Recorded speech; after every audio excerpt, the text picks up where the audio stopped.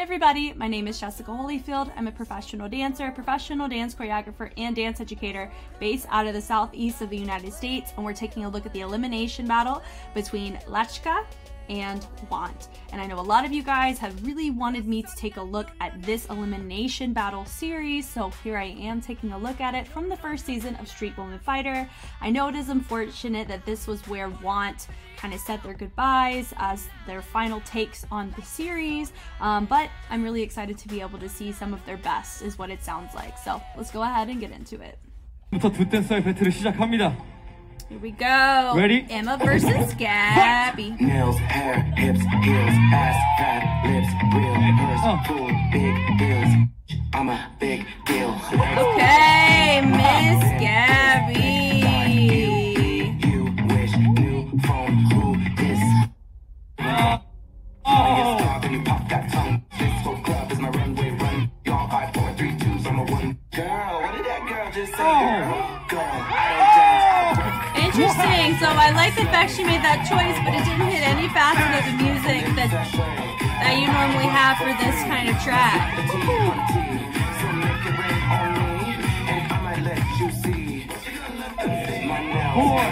3, 2. Yeah. That was another. So she repeated the same thing 3 times, but it was fun. Ooh, come on, girl. Oh. Okay, man, let's go.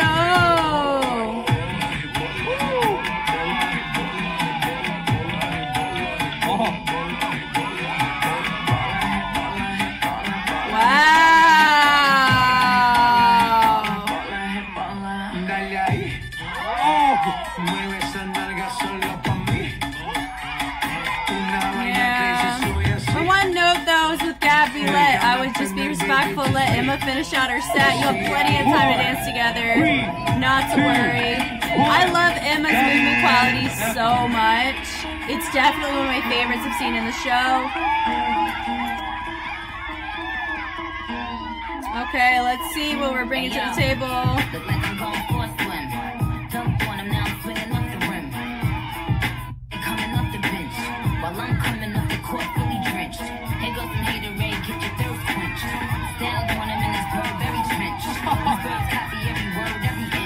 Okay.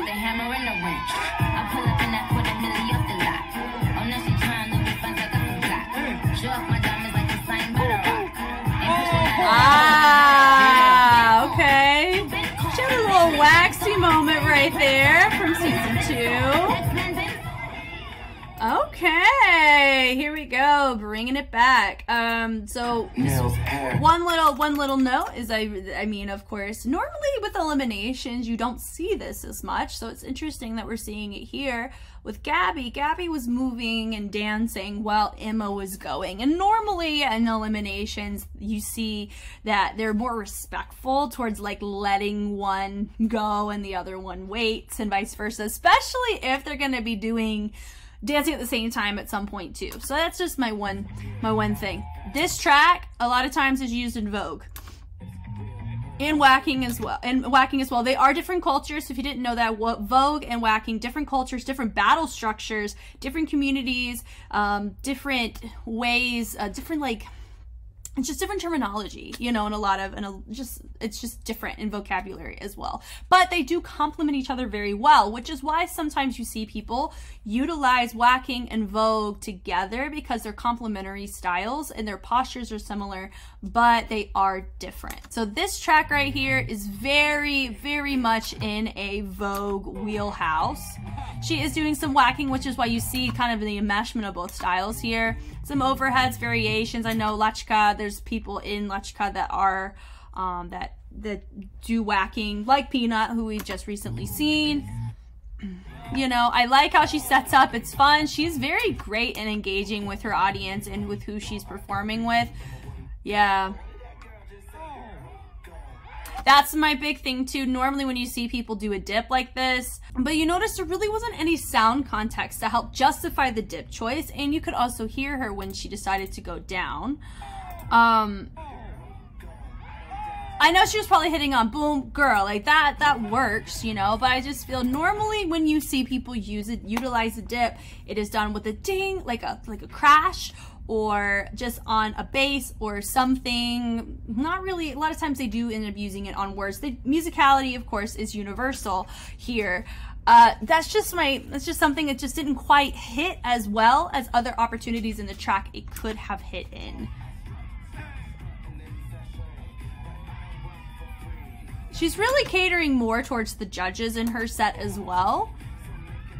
That was really nice, utilizing the boxing ring, the rope. That was fun. Nice, final. That was fun. Nails, hair, hips, tail. Now, I think it would have been really cool if she explored different ways of doing the hair, nails, hips, heels. Because she did the same thing about 3 times just to level it out, because you could hear that timer go off. It was fun. She stayed engaged through the entire thing, which was really good. Now, with this song, she hits this pocket so nice.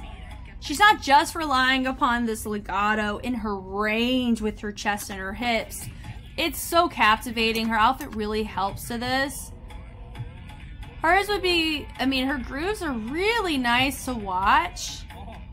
Very full, really takes control of the second position, a wider stance, so her movement looks more extroverted here. That was definitely more of a influence off of very subtle, possibly Afro vibes. I don't think this is really an Afro track. I wouldn't call this an Afro track.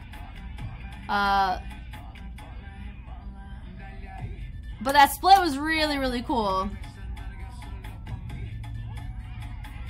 Yeah, it was there, you know, like you have, I mean, come on, Gabby, you've already gone. Stop, you know. That was nice. So she's creating really nice moments. She's gone to the floor. She's really made great choices. Yeah, super smooth. I really enjoyed that. So if it was just that, I probably would have given it to Emma. But because we're looking at this rematch, right, where they're dancing at the same time, I think Emma matches the vibe more of the track than Gabby does, but Gabby captivates her audience more, right? I know Emma's trying to match her here, and I also know that Gabby ends up pulling something similar to what Waxy did to Kirsten in season 2, where it's not quite as aggressive as what Waxy did. Waxy grabbed her and dropped into a split, and that was the second thing that she did as like her knockout move in comparison to doing a fan kick over Kirsten, who dipped. So there were some really nice moments of that battle, but I would say like out of the two, they're both hitting the music in their own way. It was this moment right here. She uses Emma's leg. Now, do I feel like Emma was more playing the defense and responding out of what Gabby was doing, which could make her operate more at a, I mean, it's a strategy. It's a risk to run that. But Gabby was the one producing more, not creative ways. I mean, this was creative, of course. But she wasn't, I would say Gabby was utilizing more of her options in her movement here in comparison to Emma. I feel like Emma was more responding to what Gabby was doing versus taking the reins on the track for herself. But I think she really came together here. This was really fun. I enjoyed that. I love Emma as a dancer so much. And I really liked what Gabby did here too. If I were to pick out of the two, I think Emma she utilized a pocket that not many people of this show could do, and I think that leads to a natural advantage. I think I liked her speed changes, her dynamics, her textures, and she matched the music well on both tracks. With Gabby, I feel like she took a simpler approach and really engaged on captivation through her presence, which I feel like there's a time and place for that. I don't want to discredit the options and the things that Gabby did during their going at the same time, but I would have given it to Emma for this battle. Thank you guys so much for watching. I hope I was helpful in some way. I've just seeing people grow in elimination battles, it just hits different than in other battles in the show, and it's really nice to be able to see progress from people as well as different takes of how they choose to execute sounds and genres, and I've just really been enjoying it, especially with the discussions that come alongside it with you guys, and I definitely can't wait for this particular discussion on this video. It's going to be great, and I will catch y'all on the flip side. Bye.